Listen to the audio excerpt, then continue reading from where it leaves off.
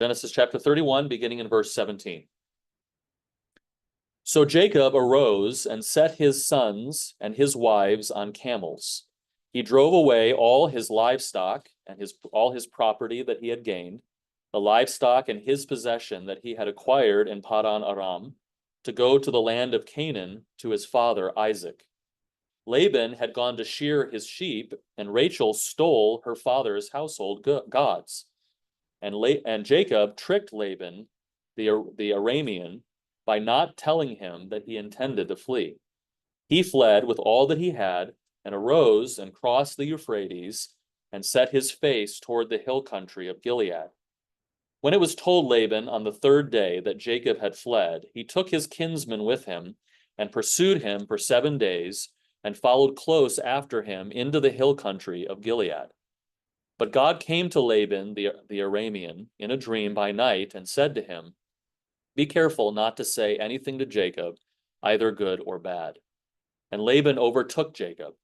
Now Jacob had pitched his tent in the hill country, and Laban with his kinsmen pitched tents in the hill country of Gilead. And Laban said to Jacob, "What have you done, that you have tricked me and driven away my daughters like captives of the sword? Why did you flee secretly and trick me, and did not tell me, so that I might have sent you away with mirth and songs, with tambourine and lyre? And why did you not permit me to kiss my sons and my daughters farewell? Now you have done foolishly. It is in my power to do you harm. But the God of your father spoke to me last night, saying, Be careful not to say anything to Jacob, either good or bad. And now you have gone away because you longed greatly for your father's house. But why did you steal my gods?" Jacob answered and said to Laban, "Because I was afraid, for I thought that you would take your daughters from me by force. Anyone with whom you find your gods shall not live. In the presence of our kinsmen, point out what I have that is yours, and take it." Now Jacob did not know that Rachel had stolen them. So Laban went into Jacob's tent, and into Leah's tent, and into the tent of the 2 female servants, but he did not find them. And he went out of Leah's tent and entered Rachel's. Now Rachel had taken the household gods and put them in the camel's saddle and sat on them. Laban felt all about the tent, but he did not find them. And she said to her father, "Let not my lord be angry that I cannot rise before you, for the way of women is upon me." So he searched, but did not find the household gods. Then Jacob became angry and berated Laban. Jacob said to Laban, "What is my offense? What is my sin that you have hotly pursued me? For you have felt through all my goods. What have you found of all your household goods? Set it here before my kinsmen and your kinsmen, that they may decide between us 2. These 20 years I have been with you. Your ewes and your female goats have not miscarried, and I have not eaten the rams of your flocks. What was torn by wild beasts I did not bring to you. I bore the loss of it myself. From my hand you required it, whether stolen by day or stolen by night. There I was. By day the heat consumed me, and the cold by night, and my sleep fled from my eyes. These 20 years I have been in your house. I served you 14 years for your 2 daughters, and 6 years for your flock, and you have changed my wages 10 times. If the God of my father, the God of Abraham, and the fear of Isaac had not been on my side, surely now you would have sent me away empty-handed. God saw my affliction and the labor of my hands, and rebuked you last night. All right, so once again, I mean, this whole narrative with Jacob is drama. It is told masterfully by Moses, really sets up a tension, helps us to recognize the danger that Jacob and his family are experiencing, the frustration of 20 years serving this deceptive man, and now he's on his way home, and again he's pursued by Laban. And so we feel the tension of that, which is intentional. And remember, one of Moses's, and of course the Holy Spirit of God's, primary thrusts that he wants us to recognize is Jacob's growth. Jacob is portrayed very poorly in the Promised Land. He's portrayed as a deceiver, as a trickster, grasping at the heel of his brother, tricking his brother out of his birthright, tricking his father out of the blessing.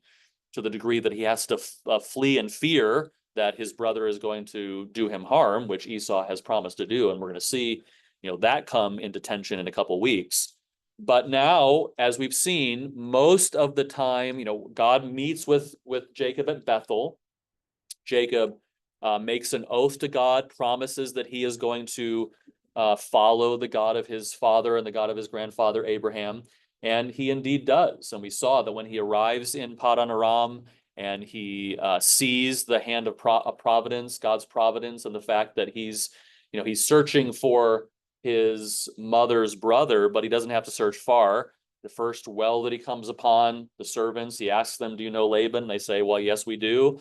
And then here is Laban's daughter, and she's beautiful, and he's really praising the Lord and beside himself with recognition of God's hand of providence. We see that. And we see that Moses in the narrative deliberately is portraying Jacob in a good light. This is a man who now is trusting the Lord. His character, there's definitely growth here. And there's hiccups. He's not a sinless man. The whole affair with the wives, of course, is of Laban's doing, and it's sort of a fitting, punishment for the deception that Jacob had engaged in with his father and with his brother. And yet he should not have married 4 wives, which he ended up doing, and that causes problems. And those problems are still, even in our text, as a result of that bad decision. So this is not a sinless man by any stretch of the imagination. But Jacob definitely has grown during his 20 years away from the promised land. And we see God's hand in this, right? We've noticed that God, in some cases, through his providential working, has sanctified Jacob. And in some cases, through direct action, closing wombs, opening wombs, and then his most recent direct action in appearing to Jacob, telling Jacob it's time to leave. When Laban, deceives him with the whole sheep and the rams, God gives Jacob the fruit, the strongest of the flock, and he becomes very wealthy. That's all God's direct hand there. And this is all for the purpose of God strengthening Jacob's faith and sanctifying him, and he needed sanctification, right? And in many ways, this is no different than what he had done with Isaac and Abraham, right? We saw the way in which Abraham's faith is strengthened over time. God's primary way of doing that was through withholding Isaac for a long period of time. And we talked about many times in that narrative that the purpose behind that was to strengthen Abraham's faith, to strengthen Sarah's faith, both of whom clearly are sanctified through that. And the same with Isaac. We don't, again, have as much narrative in Isaac's life. We don't see as much, but we do see him, sanctified through his dealings with the Philistines and all that happened in that narrative.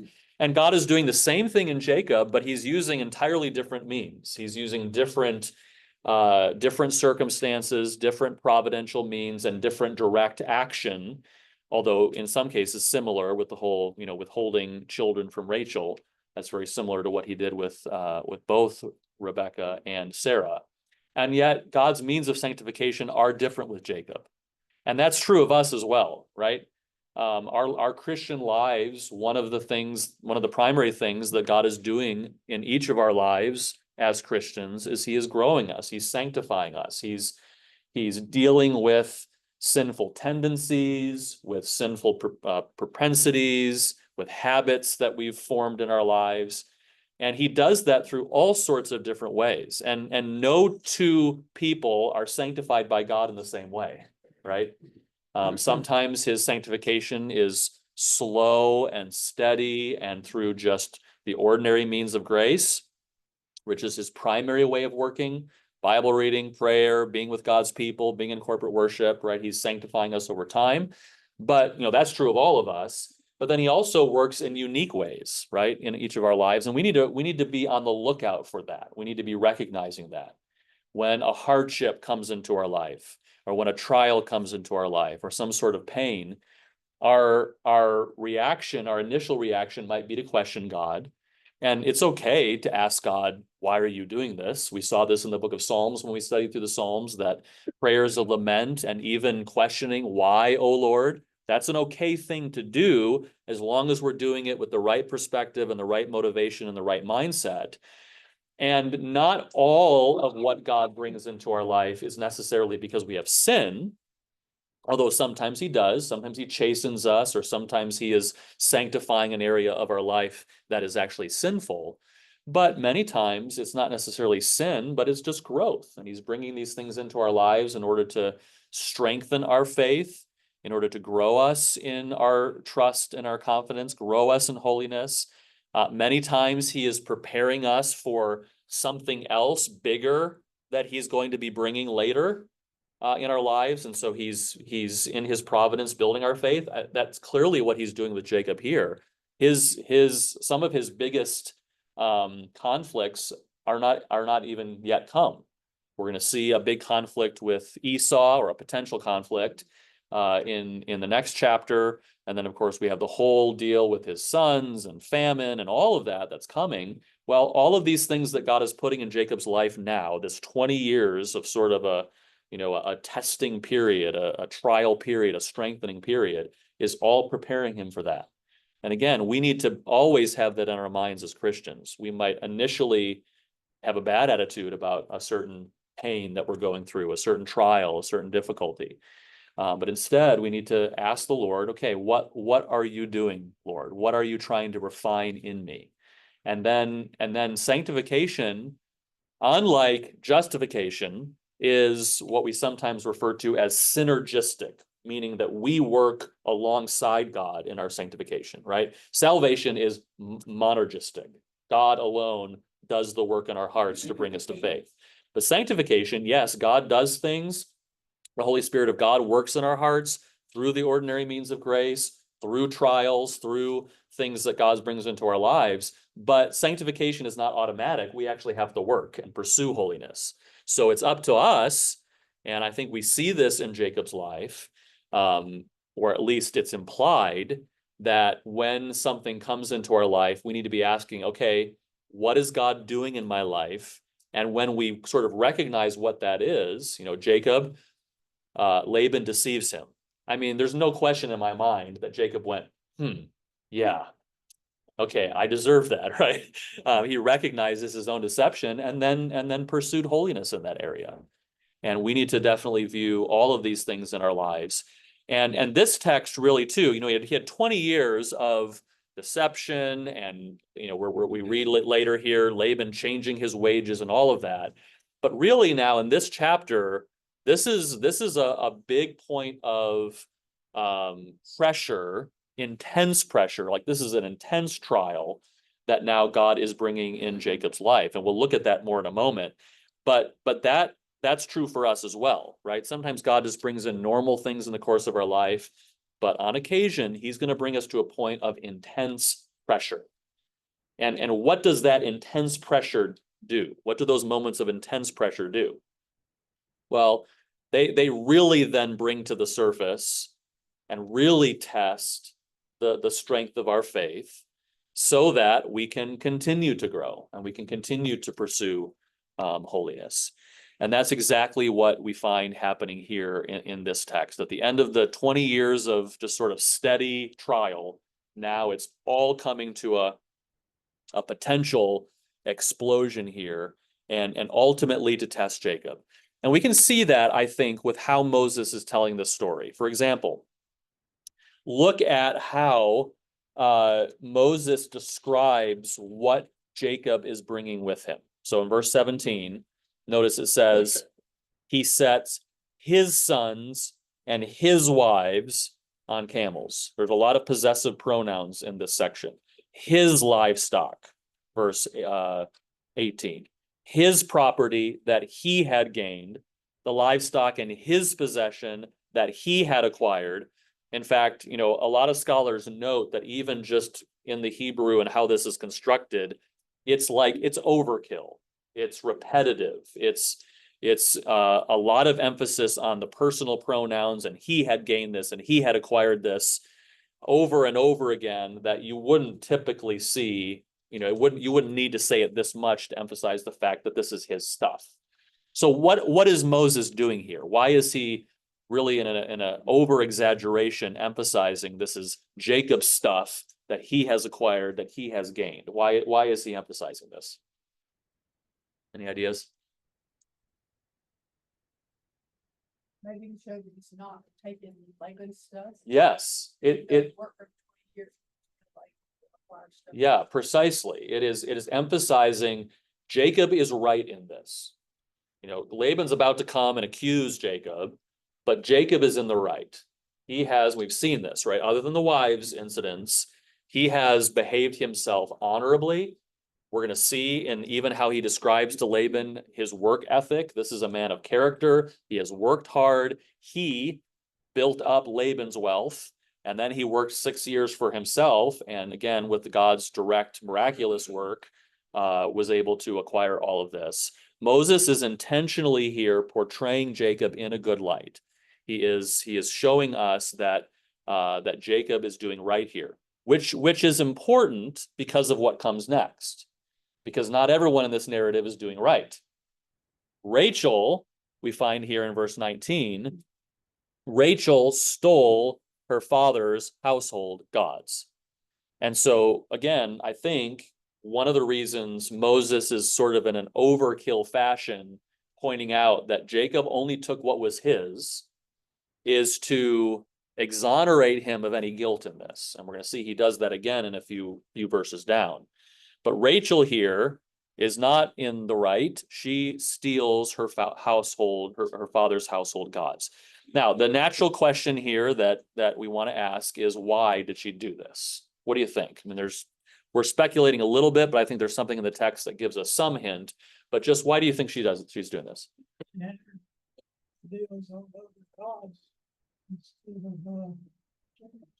Okay, so it could be that she actually saw these as real gods, being in Laban's household. Laban we've seen is pagan. We saw that in the last section, he thought by divination he had, seen that all of his wealth came from Jacob. Well, it didn't take divination to figure that out. It's pretty obvious, but he's definitely a superstitious man. And so perhaps Rachel is superstitious as well, and she wants good fortune to fall upon her family, and so she takes the gods for that reason. That could be.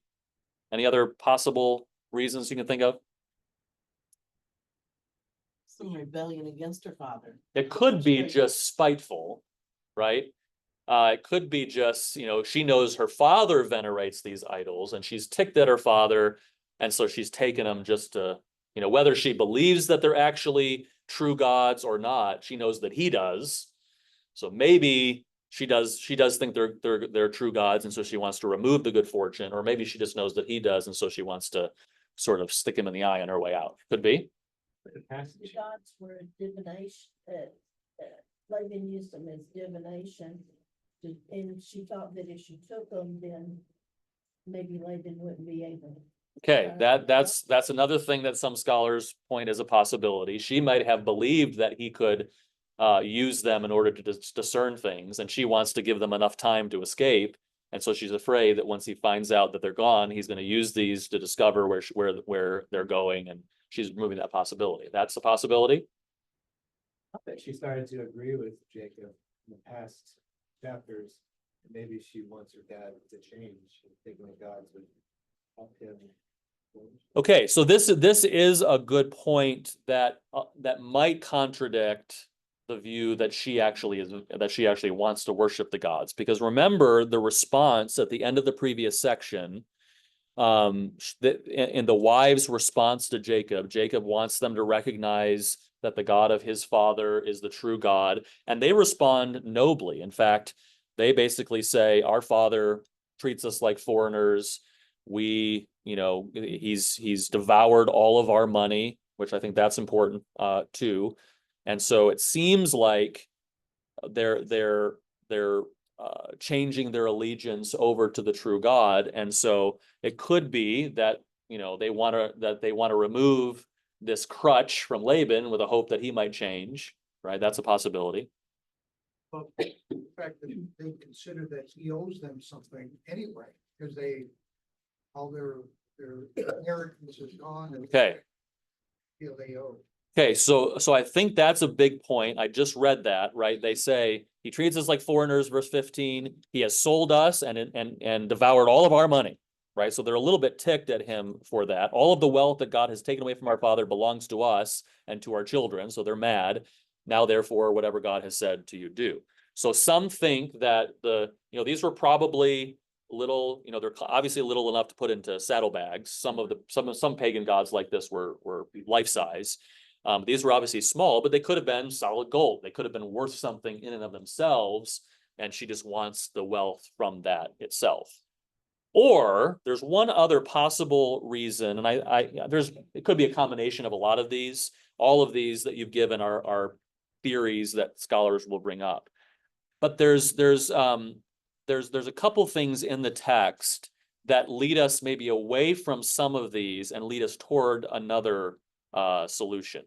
One other reason that it seems like she probably doesn't view these as real gods is what she does to hide them.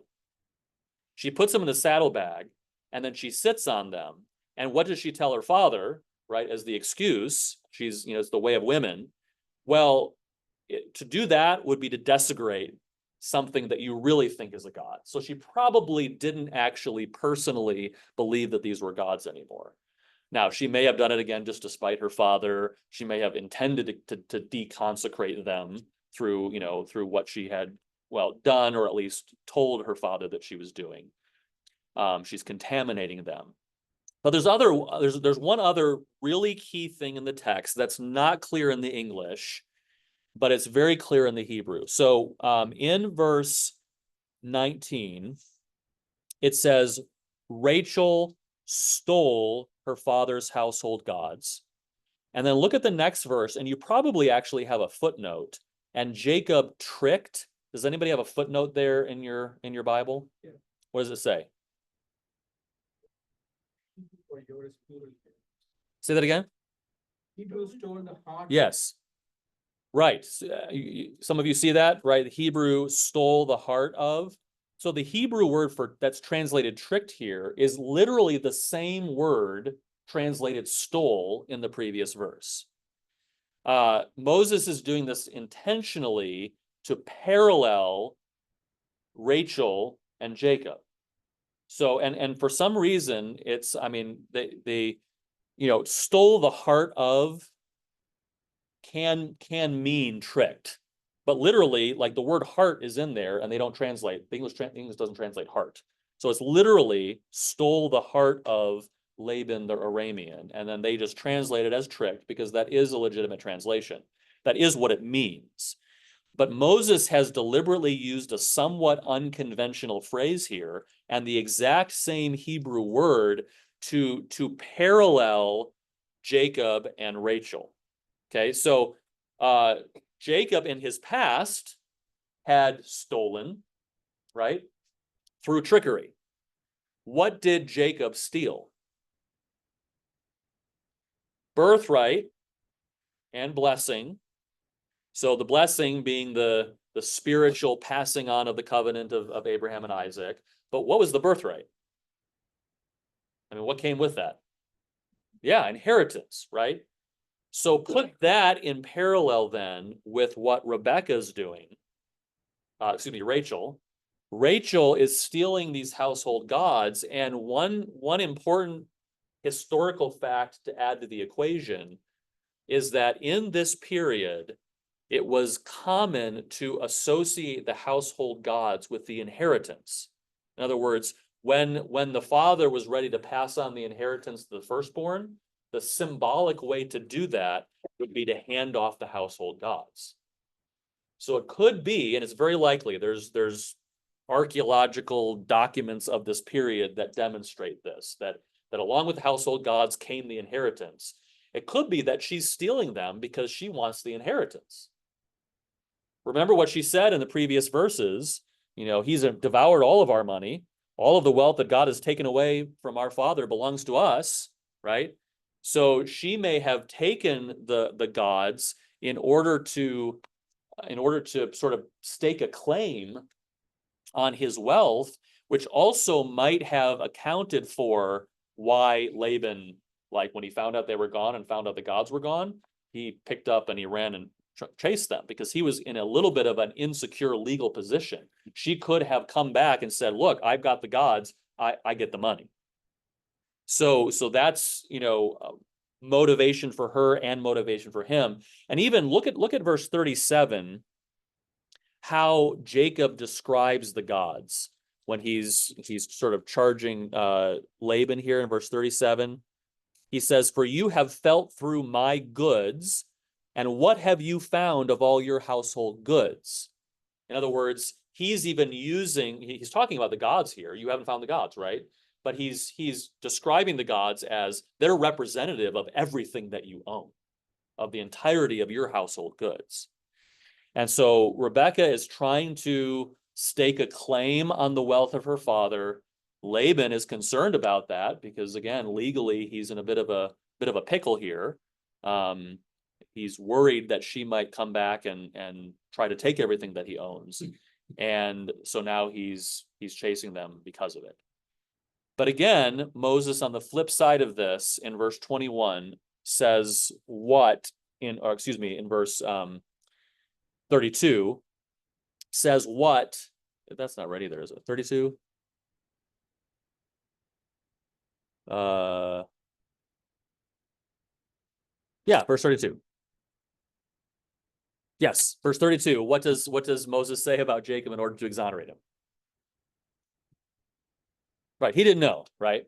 So he wants, again, Moses is taking pains in this text to portray Jacob in a good light. I think this is important, again, just for our lesson of the way in which God is sanctifying Jacob. But there are some commentators who actually argue that Jacob was in the wrong here. That here, look, Jacob's being a trickster again, and leaving in the dead of night and tricking his father-in-law and all of this. But I side more with the commentators who emphasize the fact that Moses is trying to paint Jacob in a good light here. Jacob has grown.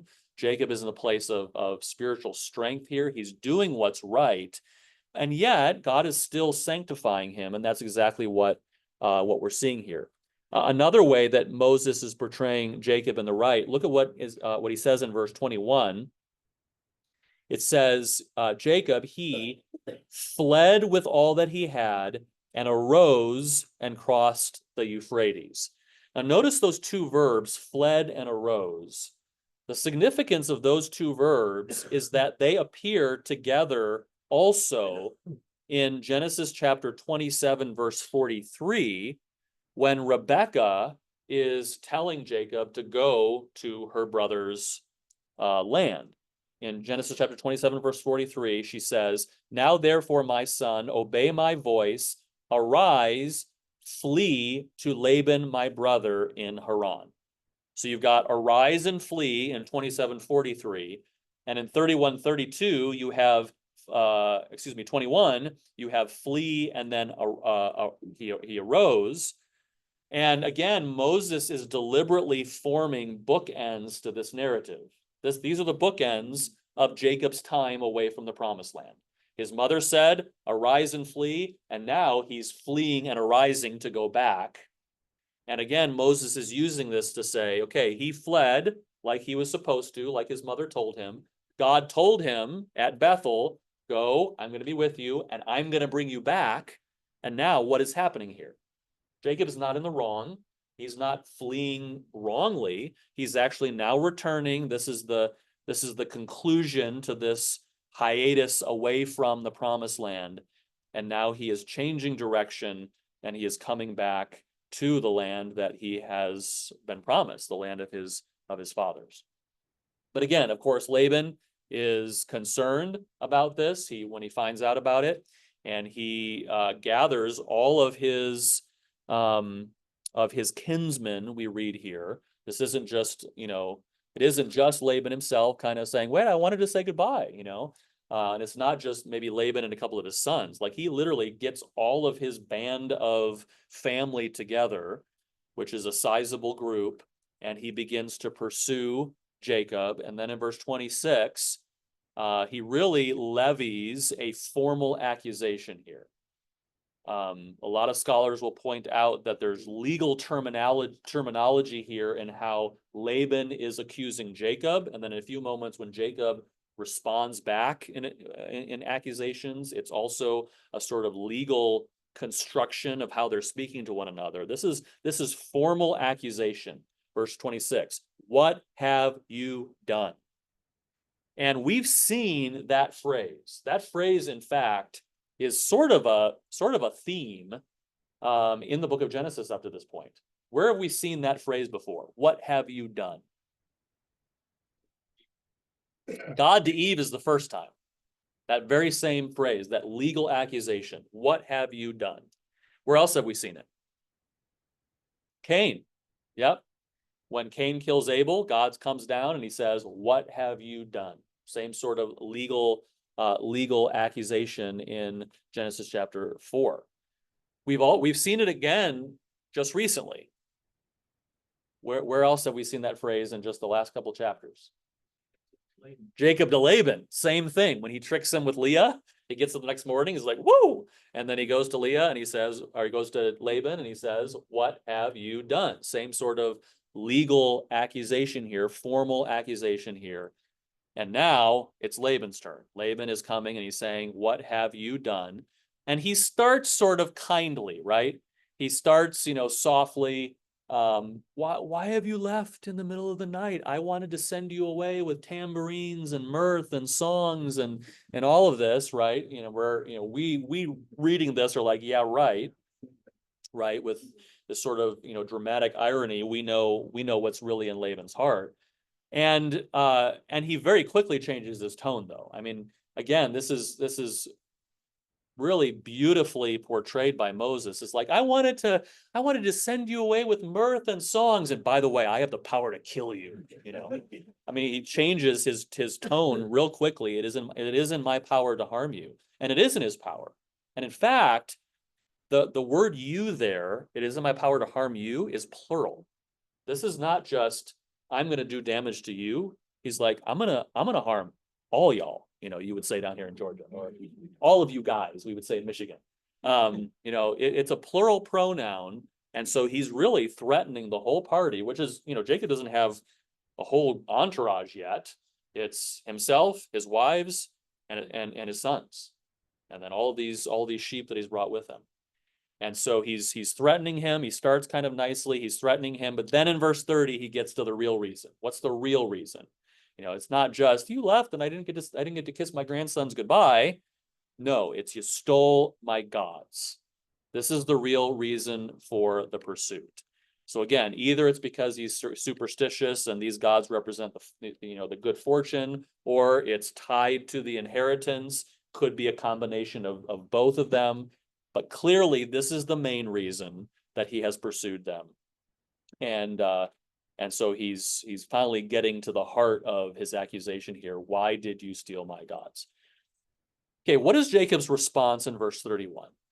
He's not directly responding to the why did you steal my gods. He's going to say in a moment, I didn't. But why is he saying that he fled and didn't tell Laban, tricked him, stole Laban's heart? Why did he do that? Verse 31. I was afraid. I mean, this is really the crux of the matter for Laban, and lets us into a little bit of what God is doing here. Why? We always have to ask the question, and we've done that particularly in Laban's life, Jacob's life, but even Isaac and Abraham. Why is God doing this? Why did God wait so long to give Sarah a son? Why did God, have a famine in the land for both Abraham and Isaac? Why is God doing this? Why did God put Jacob through 20 years of strife? And why now, over a matter of, little household gods, is God putting Jacob through this? Well, we can see that, yes, Jacob has grown a lot, but he's still fearful. He's got fear in his heart. And he has every reason, doesn't he, to be fearful here? We've already seen Laban has brought a whole, entourage of individuals with him. Laban has already threatened him. It is in my power to harm you. So Jacob had every reason to be afraid. Look at verse 25. We see even more of this here when it says, Jacob pitched his tent in the hill country, and then Laban with his kinsmen pitched tents in the hill country of Gilead. This is not the standard word that you would use in Hebrew for just pitching a tent. This is a word that would be used when armies are setting up camp and are ready for battle. So that's what's going on here. Like Jacob, no doubt, saw, at one point, he's probably constantly looking behind him. At one point, he's like, oh, stink, here they come. So he has pitched his tents, probably, think about the Western expansion in this country, encircling the wagons around the women and children. That's probably the kind of thing that he's doing here. He's getting at least, again, we don't know who he has. Maybe he has some servants and shepherds with him that are on his side. So he's circling, the women and children. He's pitching his tents, prepared for what is to come. Laban arrives and he pitches his tents in a similar way. We see this language of pitching tents meaning like warring tribesmen. For example, in Jeremiah chapter 6, verse 3, says, shepherds with their flocks shall come against her. They shall pitch their tents around her. They shall pasture each in his place. But then the next verse says, they will prepare war against her. Arise and let us attack at noon. So that word pitch there, again, is the same word for pitch that Moses uses here. And it's not just a generic, oh, they pitch their tents, like we're having a men's camp out and we're going to pitch our tents. No, this is they're getting ready for war. So again, this is the master storyteller, and he is letting us know that this whole thing now is a powder keg ready to explode. 20 years it has been building up. Laban's been pretty much getting his way the whole time until the last 6 years when God intervenes and gives Jacob wealth. Now Jacob has left in the dead of night because God told him to, and he's got every reason to be afraid. Laban says, well, I wanted to kiss my grandsons and send you away with mirth. And what does Jacob say? He says, no, I know, or I was at least afraid you were going to take my wives away from me by force. And he had every reason to believe that. This was a powder keg ready to explode. So he was afraid. And he had reason to be afraid, but he comes around to the main question: what about the gods? And he says, "We did not take the gods, and if you find anyone who has the gods, then let them be killed." Bob. Did anybody ever thought what would happen if they found them in saddlebags?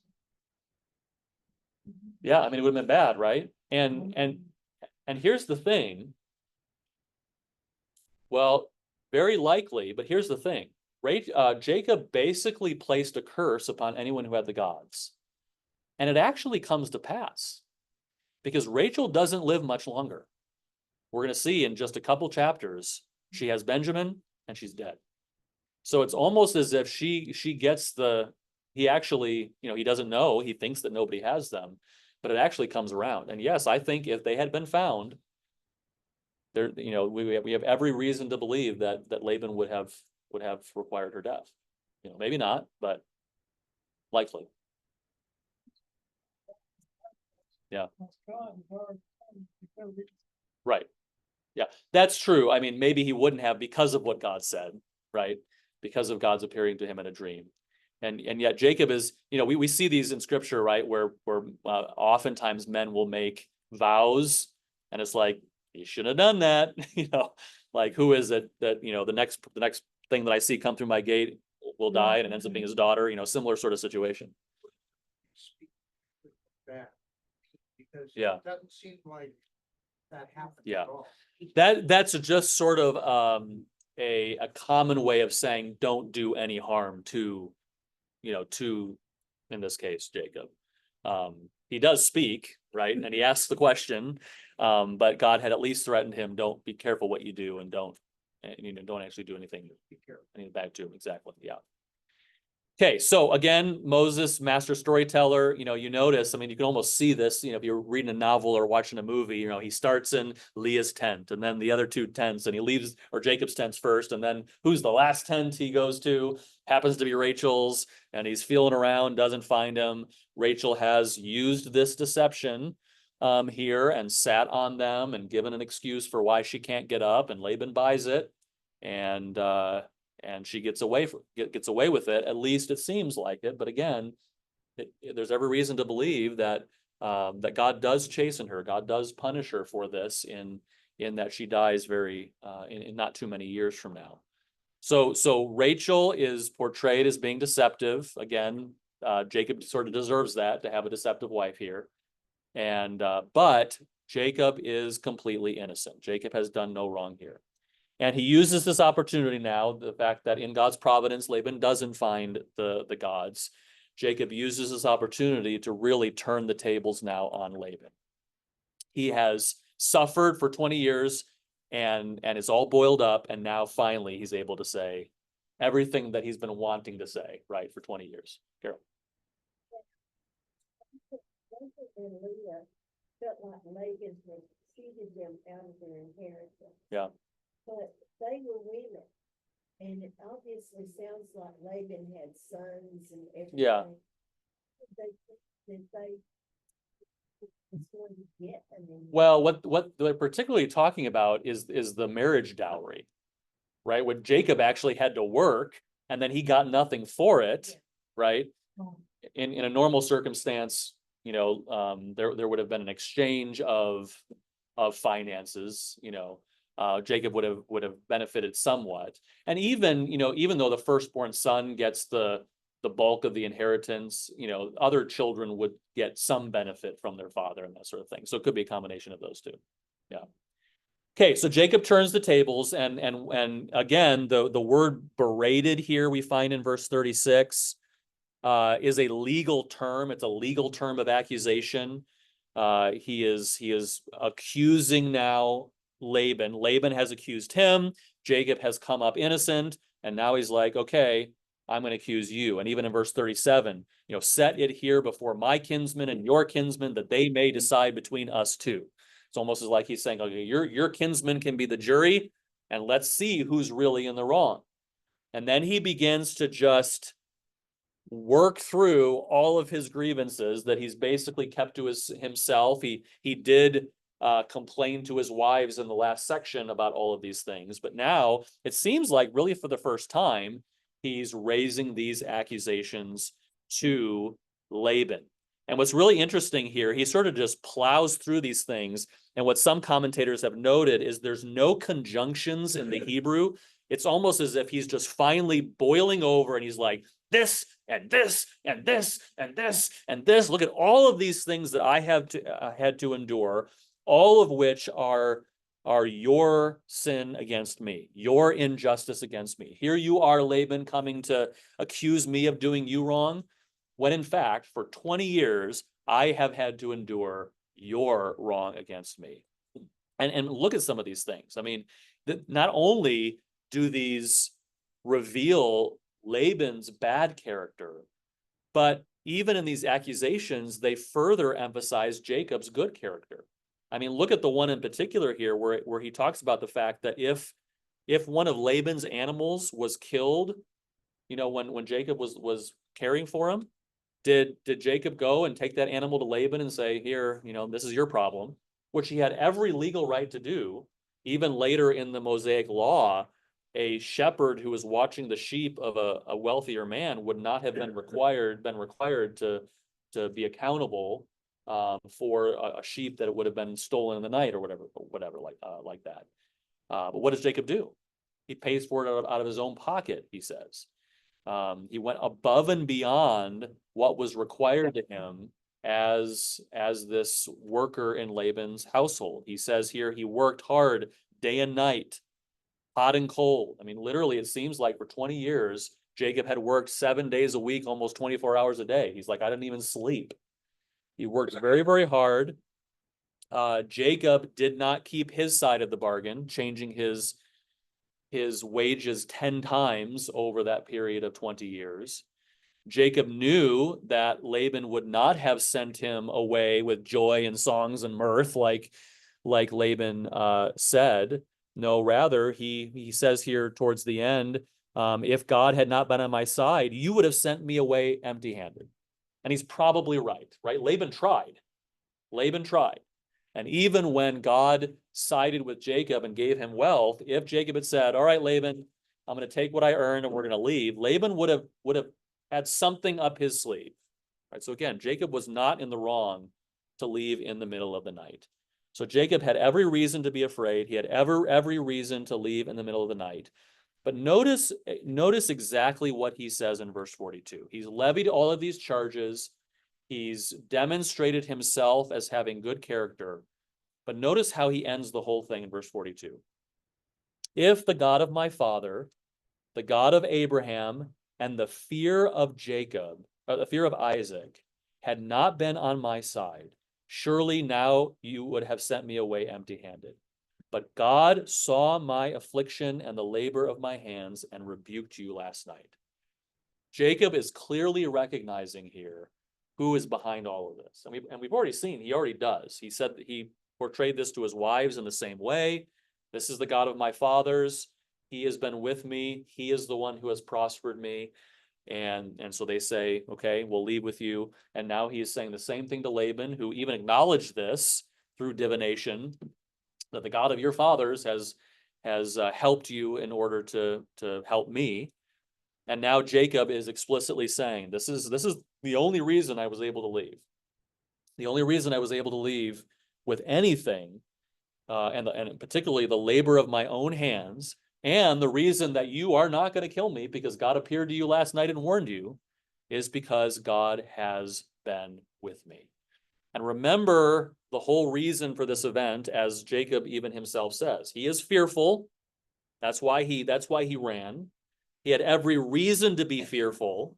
The fear was justified, but God is in control, and God made sure that he would not be harmed in any way by Laban. And Jacob is recognizing that. In fact, what this is showing is that God's intent to sanctify Jacob through this is occurring.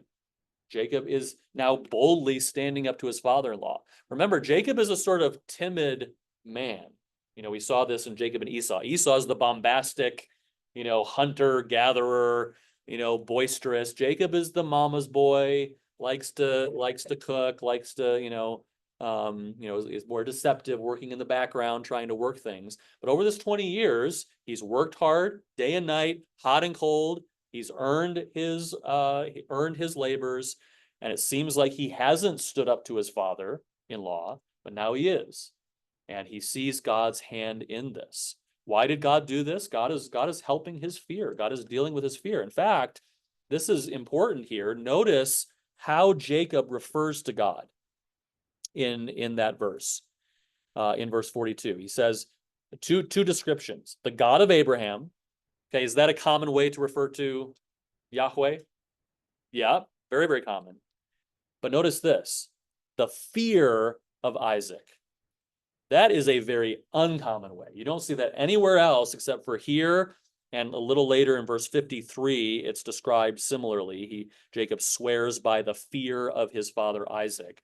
Why is he saying it this way, and why is Moses emphasizing this? It's almost as if he's saying, I was afraid, but there's someone I fear even greater. The fear of my father's God, the fear of my God, the fear of Isaac. It's a euphemism for God. He is the fear, the capital F fear, right? This is what he is learning and what he is now sort of demonstrating at this moment. Here is Laban charging him, but now Jacob is standing up. He's saying, I am innocent. God has been with me. In fact, this God is my fear. And think about the sin of his father and the sin of his grandfather, right? Isaac and Abraham sinned in a couple different places. And what was usually the cause of their sin? Same thing, right? Why did Abraham trick Pharaoh and say that Sarah was his sister? What does he tell Pharaoh? I was afraid. He does it again. I was afraid. Why does Isaac do the same thing? He says, I was afraid, right? And here now is Jacob, I am afraid. And God is having to work in each of these men's lives in order to root out this fear, not by giving them sort of self-confidence, like I'm big enough to stand up to these things, but by making them rest in the capital F fear, right? The true God who is the fear, described here as the fear of Isaac. Fear of the Lord is a remedy to earthly fear. And think about the lesson that this would have been for the original audience. Here are the children of Israel. They're about ready to cross into the promised land. What was the sin of their parents in the wilderness? Right? Disbelief and fear, because there's giants in the land. The 12 spies come back, right? They say there's giants in the land. We're afraid of that. We're not going in. Ends up costing them, all of them, the privilege of going into the land. And so now here Moses is relating this event, and he's trying to gird up their fear, right? Moses says to the children of Israel just before he dies, just before they cross over, Deuteronomy 31:6, be strong and courageous. Do not fear or be in dread of them, for it is the Lord your God who goes with you. He will not leave you or forsake you. Wouldn't this story have been an emboldening account for them? Our father Jacob was fearful, and he had every reason to be fearful. And we're about to go in and war against these people. They had reason to be afraid.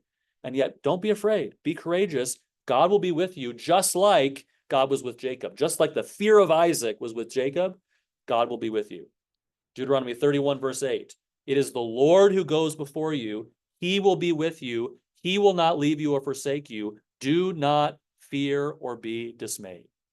And then God specifically says to Joshua in Joshua 8:1, do not fear or be dismayed. Take the fighting men who are with you. Arise, go up to Ai. See that I have given into your hand the king of Ai and his people, his city, and his land. I mean, over and over again in the book of Joshua, this is continually said, don't be afraid, because they had every reason to be afraid, and yet God wanted them to fear him. And of course, this is an important lesson for us. I mean, do we have reasons to be afraid? We do. I mean, I look at the culture around us. I look at the rise in persecution. I mean, I look at what my kids are going to have to endure when they're older, and I'm afraid. I mean, I fear for them. I fear for the church. I fear for the freedom of the gospel. I mean, there are things that cause us fear, and even in a smaller sense, you look at the bills that are coming up, and you look at your own kids and the struggles they're going through. And it's natural for us to fear. It's not that fear is bad. Sometimes there's reason to fear, but we cannot allow it to immobilize us and do what is right. Instead, we have to remember what Psalm 27:1 says. The Lord is my light and my salvation. Whom shall I fear? The Lord is the stronghold of my life. Of whom shall I be afraid? When evildoers assail me to eat up my flesh, my adversaries and my foes, it is they who stumble and fall. Though an army encamp against me, my heart shall not fear. Though war arise against me, yet I will be confident. This is what we need to remind ourselves of. And we need to recognize the pressures that God brings into our lives as that which God is using to gird up our hearts and to strengthen our faith, so that we will fear in the Lord and not allow the earthly fears to disabilitate us. Yeah. So Laban constantly saying God of your father and Jacob saying God of my father. Isn't this an indication of this conflict between seed of the woman and seed of the Yeah, man? absolutely. Yeah. That conflict that continues to be demonstrated even now between Laban and Jacob. Yeah, good point. Bob. Psalm 27:1-3. Powerful psalm. Yep, Ed. Yeah, Isaiah also talks about this, where he says, Yeah. sanctify the Lord of hosts himself, and let him be your fear, and let him be your dread. Yeah.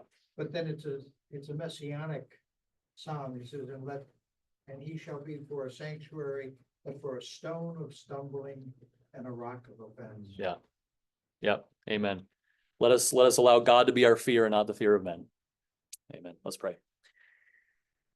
Father, we are grateful that you bring pressures and trials into our lives so that we will not depend upon ourselves, and we will certainly not find trust in earthly sources, but we will recognize and acknowledge and trust in you as our fear.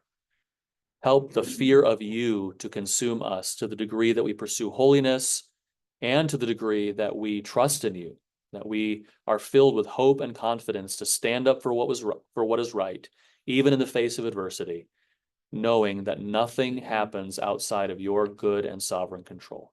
We praise you for that. Help us to be sanctified in that way, as Jacob was.